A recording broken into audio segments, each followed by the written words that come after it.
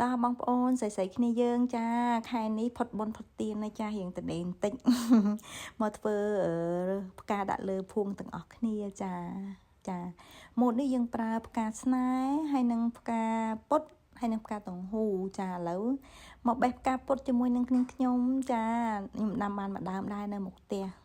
ចាម៉ូតនេះយើងបេះផ្កាគ្រាប់រៀងទូចបានហើយគ្រាប់រៀងធំពេកយើងមិនដាក់ទៅអត់ស្អាតទេដាក់គ្រាប់រៀងទូចមើលទៅឃើញស្អាតចាប៉ិននេះមកចាហើយផ្កានេះខ្ញុំដាំតែមួយដើមឯអ្នកនរគ្នាផ្កាច្រើនណាផ្ការហូតនិយាយទៅផ្កាច្រើនហ្មងណាដាំបានមួយដើមនៅមុខទាំងចាតោះឥឡូវបេះបានមកល្មមហើយយើងមកចាប់ដើមក្រងច្រឡំក្រងចាប់ដើមមកធ្វើផ្កាដាក់លើភូមិទាំងអស់គ្នាចាអីផ្កាខ្ញុំបេះមកអន្សំបន្តិចបានគូសំដែរនៅក្នុងទូទឹកកកចាអត់ទាន់មានពេលបានក្រងឥឡូវយើងមកចាប់ដើមមើលពីរបៀបធ្វើទាំងអស់គ្នាចាប្រភេទលួសនេះគឺខ្ញុំក្រងភួងទៅយើងលួសយើងរៀងវែងអញ្ចឹងខ្ញុំកាត់ទៅសល់យើងកុំចោលយើងទុកឆ្នៃ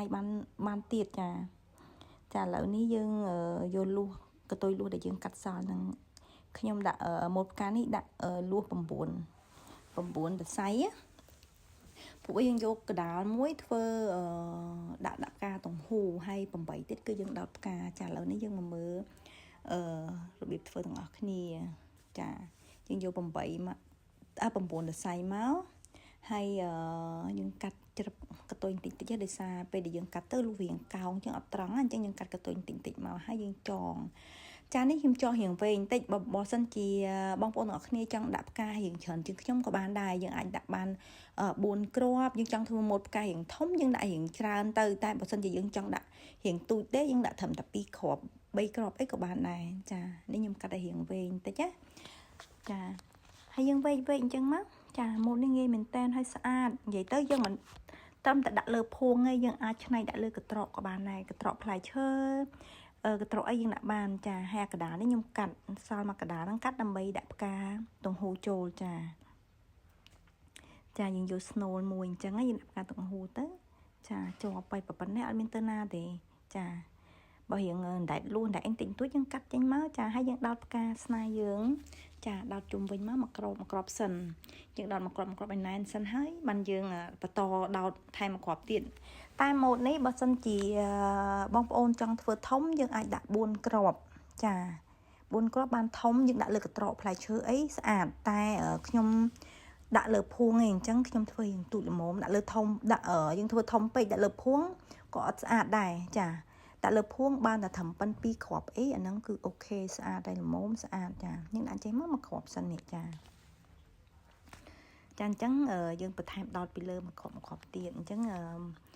ម៉ូតនេះខ្ញុំធ្វើតែ2គ្រាប់ទេព្រោះអីខ្ញុំត្រូវដាក់លើភួងធ្វើជូនភ្ញៀវដែរតែ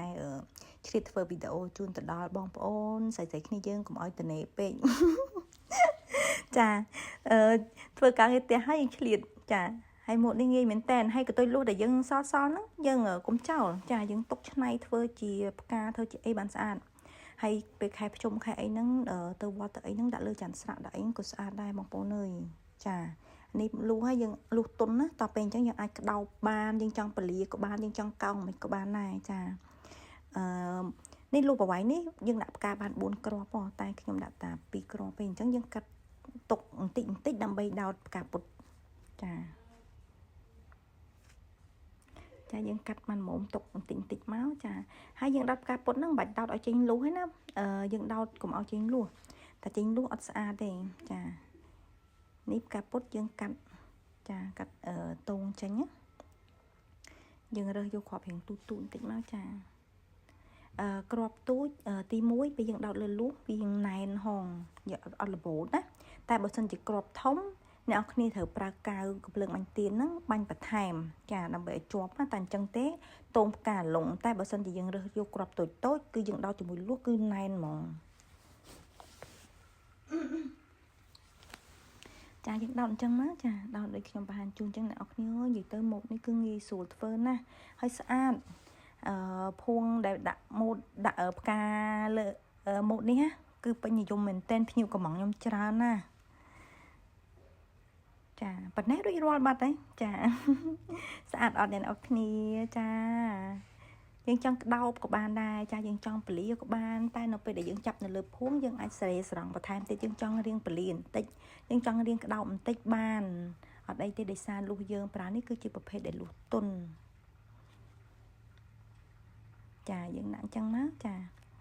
ប៉ុណ្ណេះអូខេបាត់ហើយចាប៉ុណ្ណេះរួចរាល់បាត់ហើយនាងខ្ញុំធ្វើ2ដែរចាអរគុណជម្រាបលា